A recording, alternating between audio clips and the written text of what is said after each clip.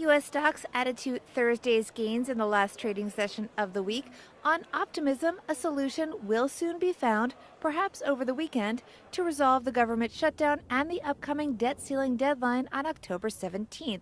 The major indexes all closed higher on Friday, with energy stocks driving the S&P 500 higher after the Environmental Protection Agency proposed lowering the amount of ethanol blended into U.S. gasoline.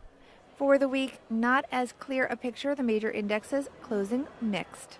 JP Morgan Chief U.S. Equity Strategist Tom Lee. I think there's a lot of fuel for a rally. One, because the fundamentals are really improving. Earnings, especially third quarter earnings, I think are really show acceleration of profit growth. But it's also about positioning. Hedge fund and mutual funds are as cautiously positioned as they were in August 2011. Wow. Meaning if we get a deal, they have to go back to risk on, and that should help fuel a rally into year end. But with no deal done, consumer sentiment took a hit in early October. The Thomson Reuters University of Michigan preliminary reading on consumer sentiment fell to 75.2 in October. That is its weakest level in 9 months. Economists say the damage will intensify if the shutdown lasts more than 2 weeks. JP Morgan posted its first quarterly loss under Chairman and CEO Jamie Dimon. Its huge legal and regulatory mess cost the bank $7.2 billion. In fact, the bank has set aside $23 billion for settlements, fines, and other legal expenses.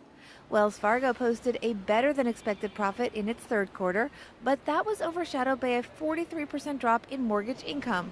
Wells Fargo is the biggest mortgage lender in the United States. Shares of both JP Morgan Chase and Wells Fargo lost ground on Friday. A reunion for the Del Monte brand family. Singapore-listed Del Monte Pacific will pay $1.7 billion for the U.S. canned food business of private equity-backed Del Monte Foods consumer products. It will give them a direct presence in the key U.S. market.